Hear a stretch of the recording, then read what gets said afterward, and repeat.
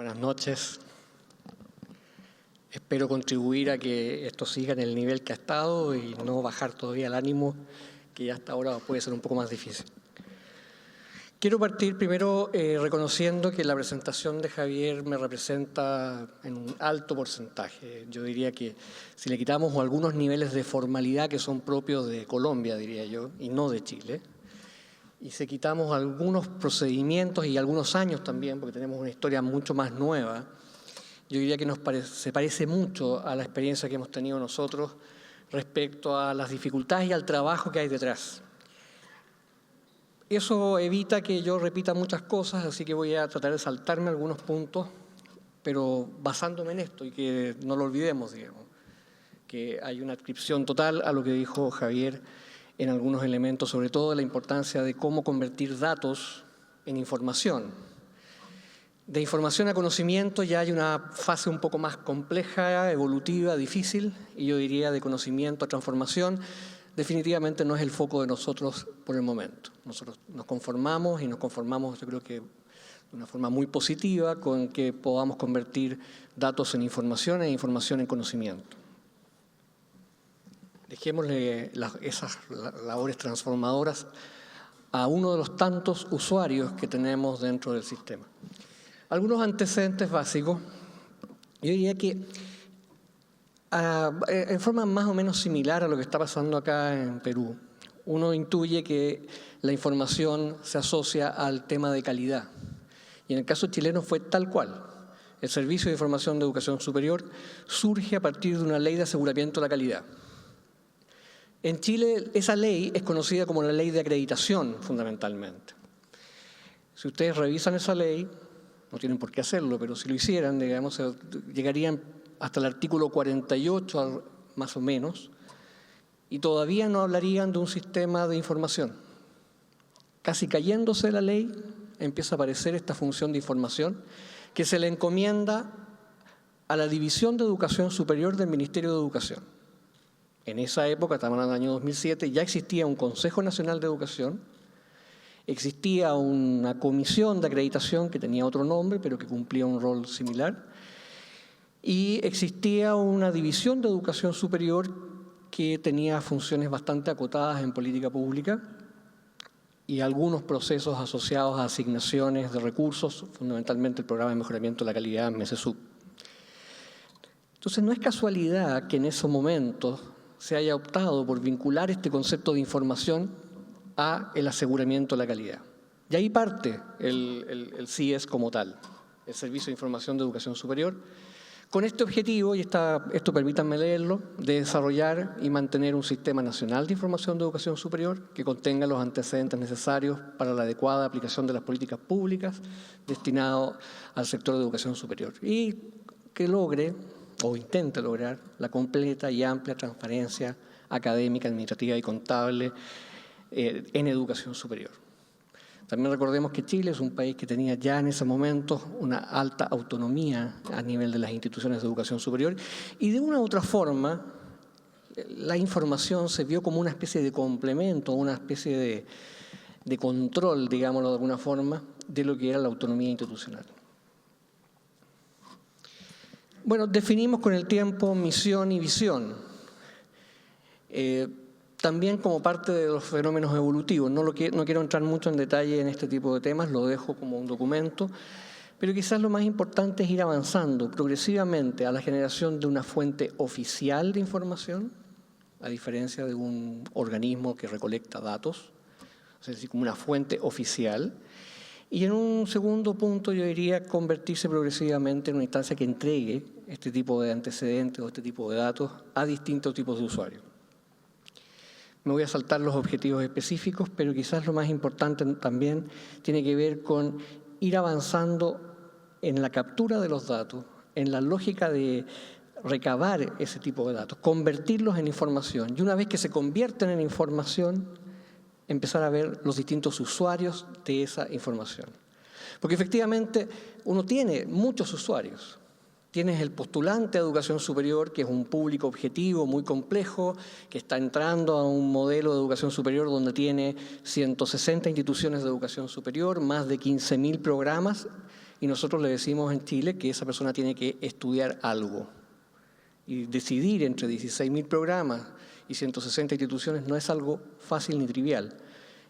Por tanto, tenemos que buscar una forma de que todo este conjunto de datos que hemos generado permitan a ese estudiante tener información respecto al sistema.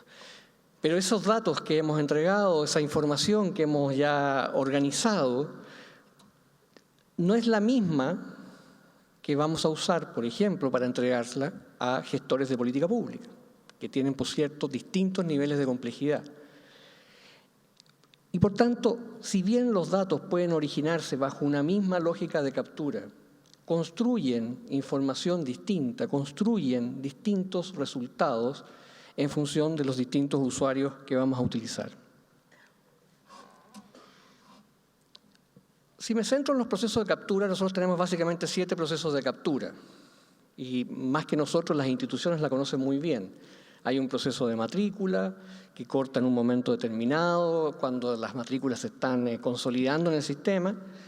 Tenemos, por otro lado, un análisis un poco más exhaustivo de los alumnos extranjeros y de todo lo que significa el alumno internacional versus el alumno residente o no residente en Chile. Tenemos información sobre los titulados y egresados de educación superior, información o datos más bien del personal académico en distintos niveles, ¿no? Los grados académicos que tienen, las horas contratadas en cada institución. Tenemos datos sobre la información financiera, todo lo que tiene que ver con los estados financieros debidamente auditados y con un formato estandarizado que especifica la estructura de ingresos y gastos de las instituciones. Tenemos información muy reciente, eso sí, de infraestructura y recursos que tienen las instituciones a nivel no solamente de la institución, sino a nivel de las sedes. Y tenemos también, por cierto, todo lo que es la descripción específica de cada uno de los programas o carreras que se imparten. Ahora bien, esas son fuentes directas que obtenemos a través de las propias instituciones de educación superior. Cuando hablo de instituciones, hablo de universidades, institutos profesionales y centros de formación técnica. Pero también tenemos otras fuentes de datos que obtenemos por vías indirectas y que están muchas veces en el propio ministerio, en otros tipos de bases de datos. Fundamentalmente estoy hablando de la formación secundaria y de todos los atributos individuales de los estudiantes que pasan por la formación secundaria. Tenemos que ver con esta prueba de selección universitaria que también nos entrega datos respecto a puntajes que se obtienen a través de una prueba centralizada, a través de un organismo que depende de la Universidad de Chile. Tenemos también datos sobre las becas y los créditos otorgados en educación superior, con lo cual nosotros evitamos hacer algunas consultas a las instituciones en la medida que obtenemos esos datos a través de otras vías. Esto que es captura, que tiene que ver con una estrategia de ir hacia el estudiante también, al igual que en el caso de Colombia. Nosotros tenemos además la ventaja de tener un dígito identificador bastante seguro, que es el RUT en Chile, que permite que ese estudiante prácticamente sea identificado en todos los momentos de su vida y de su trayectoria. Es el que de alguna forma también nos permite tener esa construcción del dato y nos permite después generar entonces la construcción también futura de los indicadores, la trazabilidad de ese estudiante, etc. Ahora, esto de captura tiene sus complejidades. Esta es la parte más fome, digamos, del proceso, ¿no? Tiene que ver con oficios, tiene que ver con instructivos, tiene que ver con la generación de manuales, con una carta GAN que ya nos quedan meses para poner los procesos, tiene que ver con una serie de situaciones específicas que hacen compleja esta captura. Acá hay un gran grupo de materiales asociados a los manuales instructivos, procedimientos bajo los cuales uno realiza esta captura. Porque la captura tiene que ser estandarizada, tiene que responder a ciertas lógicas estandarizadas para 160 instituciones, tiene que tener cierta homogeneidad en su proceso y tiene que tener también un cierto ordenamiento dentro del año para que esa pregunta sea pertinente a la institución, al grupo de instituciones que tienen también sus distintas temporalidades. Básicamente, lo que yo un poco les explicaba, tenemos un proceso de captura a través de instituciones y tenemos un largo proceso de validaciones internas de ese conjunto de datos. Es muy difícil explicar el tipo de validaciones, pero créanme que son bastante largas y son bastante complejas, porque tiene que ver con inconsistencias que uno detecta en la medida que el dato que está pidiendo es mucho más específico. En los momentos, digamos, antes del año 2007, cuando parte el CIES, fundamentalmente se pedían datos agregados de carreras o de instituciones, pero detrás de un dato agregado no se detectan los problemas. No se detectan que un estudiante puede estar en 2 carreras o 2 programas. No se detecta que un estudiante no tenga su número identificador, o no se detecta las posibilidades de falsificar datos, por ejemplo, equivocándose en un número, decir en vez de que tenemos 20 estudiantes, decir tenemos 200 y después, si eso no es así, bueno, un error de digitación, ¿no? En el caso de nosotros, hoy día un error de esa magnitud se tendría que reflejar en que una institución inventara 180 personas con registros, con nombres, con apellidos, con edades, con fecha de nacimiento para que eso ocurriera. Por tanto, la validación es mucho más sólida, pero al mismo tiempo también nos detecta más situaciones complejas. Ahora bien, la captura tiene procesos, hay validaciones, hay auditorías selectivas de datos y tenemos después distintos productos. Dentro de los productos que estamos teniendo, bueno, se han ido incrementando en el tiempo. Lo que ustedes pueden ver como estos cuadros azules son básicamente los momentos en que se incorporaron determinados procesos de captura dentro del Servicio de Información de Educación Superior. Ya hace más de 8 años que estamos capturando matrícula, titulación, personal académico y la oferta académica. Progresivamente se empezó a incorporar la información financiera y este año se incorporaron todo lo que tiene que ver con la infraestructura y recursos y un upgrade que le hicimos a los estudiantes extranjeros. Si ustedes se fijan en esos cuadros naranjos, tienen que ver con los lugares donde este tipo de datos que íbamos juntando quedaron publicados en su momento. Inicialmente en un portal que se llamaba Futuro Laboral, que tenía los datos de ingreso y empleabilidad de los estudiantes, que fue reemplazado, digamos, a finales del 2011, principios del 2012, por el portal, primero CIES y después el portal Mi Futuro, que es el que hoy día existe en el sistema y que tiene, bueno, ya una trayectoria de los últimos 3 o 4 años, que lo que ha hecho es básicamente complementar datos de distintas fuentes y distintos lugares. Y hoy día, ya en estos cuadros que están abajo, uno puede observar entonces, todos estos datos son por incorporación, ¿no? Se han ido incorporando ya reportería anual, registros en general, bases de datos, que también es otra línea que se ha ido avanzando, disponibilizar bases de datos para investigadores y personas externas, hasta también progresivamente ir avanzando en la complejidad y sobre todo ir avanzando en la generación de estudios o de informes más complejos, un poco en la línea de lo que decía Javier, de pasar de datos a información y de información a cierto conocimiento sobre los temas. Algunos ejemplos de esto. Nosotros sabemos, por ejemplo, que en Chile la deserción de primer año del sistema de educación superior es de un 30%. Pero en estudios posteriores empezamos a analizar, por ejemplo, qué características tenían esos desertores y nos damos cuenta de una serie de cosas que son muy relevantes a la hora de generar política pública. Hay deserciones que importan y deserciones que no importan. La deserción de un estudiante de la Pontificia Universidad Católica o la Universidad de Chile es una deserción que no es tan relevante desde el punto de vista del primer año, porque gran parte de ellos vuelve al sistema en el año siguiente.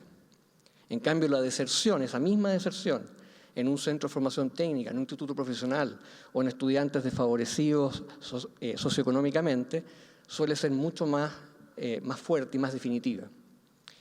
Entonces, si uno se guía solo por los indicadores generales, va a llegar a un tipo de diagnóstico, pero si empieza a profundizar en las descripciones de esos desertores o de esos estudiantes específicos, uno se empieza a dar cuenta entonces que el dato empieza a ser más útil, la información empieza a ser más relevante y por tanto también puede focalizar políticas públicas al respecto. Yo acá plantearía que en este periodo que va desde el 2007 al 2013 tuvimos diversos avances, diversos temas en los cuales El servicio de información ha ido avanzando sin que esto corresponda a un hito puntual en un momento determinado, sino más bien a un cierto avance progresivo. Yo diría primero un aumento progresivo de descriptores, indicadores y variables. Que esto es tan simple como decir que el primer año uno toma una matrícula de un año determinado, al año siguiente toma otra matrícula, entonces uno dice, bueno, se duplicó el número de datos. Claro, se duplicó, pero también existe y empieza a aparecer el análisis de cómo se mueve el estudiante del 2007 al 2008. Entonces es el análisis del 2007, es el análisis del 2008 y de la relación entre ambos datos. Y si tú empiezas a avanzar por el solo crecimiento de las bases de datos, ya empiezan a aparecer nuevas preguntas. ¿Cuántos de los que abandonan vuelven? ¿Cuántos de los que abandonan se cambiaron a otros programas? ¿Cuántos de los estudiantes que estaban en carreras técnicas pasan a carreras profesionales? Son preguntas que se empiezan a responder no por una gran agudeza intelectual del servicio de información en particular, sino simplemente por tener más datos. Y eso es un primer punto que uno va notando. En la medida que cuentas con más datos, empiezas a contar de a poco con más posibilidades de vincularlo. En esa misma línea, discúlpeme que tenga que... Bueno, tiene que ver con todo lo que decía de reportes más descriptivos. Inicialmente partimos describiendo la situación y de a poco hemos ido avanzando en llegar a más explicaciones sobre las situaciones que nos conllevan. Algunos otros puntos, en general no lo voy a nombrar todos, pero mayor disponibilidad de bases de datos, que es otra fase en que también hemos querido avanzar significativamente en la medida que los datos que se empiezan a juntar empiezan a ser también relevantes para investigadores y para agentes externos al propio Ministerio de Educación. Esto se hizo básicamente con un esquema muy simple, con un servicio de información que se basa básicamente en tener una coordinación, una jefatura y 3 unidades que están a cargo de 3 procesos distintos, ¿no? Uno que tiene que ver con todo lo que es proceso y gestión de datos, otro que tiene que ver con la generación de estudios, informes o reportes, y otro que tiene que ver con todo el área de comunicaciones y difusión de los datos. No voy a entrar en el detalle de educación superior en Chile, pero sí quiero mostrarles lo que uno puede empezar a considerar en la medida que cuenta con datos. Uno tiene datos, por ejemplo, de las instituciones, y empieza entonces a asociar datos institucionales, pero también a saber cuántos estudiantes están acreditados en esas instituciones. Lo mismo empieza a pasar con las carreras. Uno al tener carreras empieza a describir también cuál es la evolución de los programas, qué carreras o qué programas están aumentando. Porque efectivamente si uno empieza a tomar algunas consideraciones generales, uno dice, bueno, la matrícula se ha expandido en los últimos 10, 15 años. Sí, pero no todas las matrículas se distribuyen igual. Están subiendo mucho más los programas vespertinos que los diurnos. Está subiendo el promedio de edad de los estudiantes que ingresan a primer año, que también habla de otra realidad institucional que a lo mejor podríamos no detectar si no tenemos los datos. Está cambiando la conformación del sistema de educación superior en Chile, en términos de la importancia progresiva que están teniendo los centros de formación técnica y los institutos profesionales. Se está concentrando la oferta. Es decir, antes teníamos más instituciones, hoy ya tenemos menos instituciones con más estudiantes. Todo este tipo de cosas uno empieza a describirlas y empieza a darse cuenta y empiezan a aparecer temas que a lo mejor inicialmente no se consideraron. Ahí tenemos, por ejemplo, la expansión de la matrícula y tenemos los datos de cobertura. Se habla de que la cobertura estamos, entre comillas, satisfechos por el nivel de cobertura que estamos teniendo a nivel del país. Sin embargo, cuando empezamos a analizar los datos que ocurren a nivel de los colegios particulares pagados que concentran la élite económica en Chile versus los colegios municipales o estatales y los colegios subvencionados que tienen sectores más bajos, vemos que hay una brecha importante de cobertura del acceso a primer año del sistema universitario y de los institutos profesionales y centros de formación técnica. Entonces empezamos a darnos cuenta que estos datos que a nivel promedio pueden dejarnos conformes ya no son tan atractivos cuando empezamos a ver las brechas que existen entre los grupos que estamos manejando. Esto, por supuesto, si no tuviéramos los datos, si tuviéramos simplemente información agregada, posiblemente no podemos construir este tipo de datos que nos empiezan a marcar ya algunas situaciones que debemos asumir como Estado, ¿no? Okay. Bueno, voy a avanzar, pero en la misma línea datos de retención, de duración de los programas, cuál es la duración real de los programas. Nosotros en Chile hemos constatado que la duración de los programas, la duración real, digamos, cuánto se demoran los titulados en titularse, por así decirlo, supera en un 30% la duración esperada o la duración formal.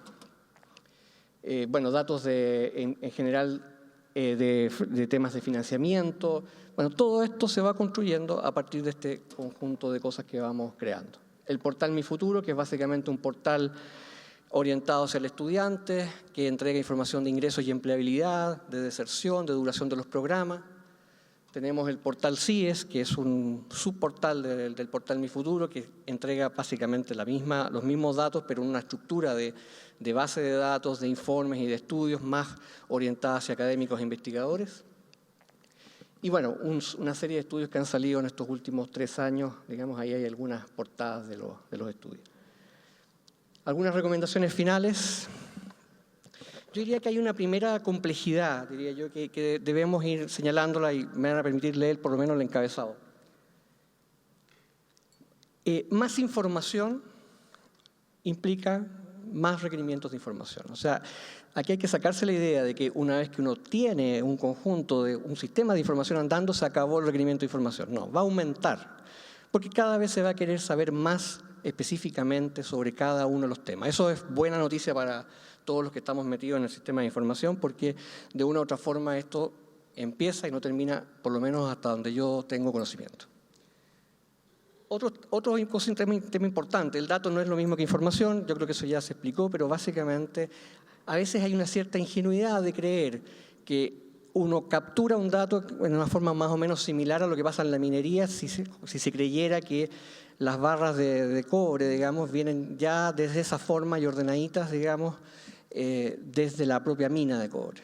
Eso no es así, esto viene una piedra en bruto que hay que procesarla, pulirla, desarrollarla, hay que generarle un mercado, hay que generar caminos, hay que generar varias cosas para que eso realmente se convierta en un producto de información.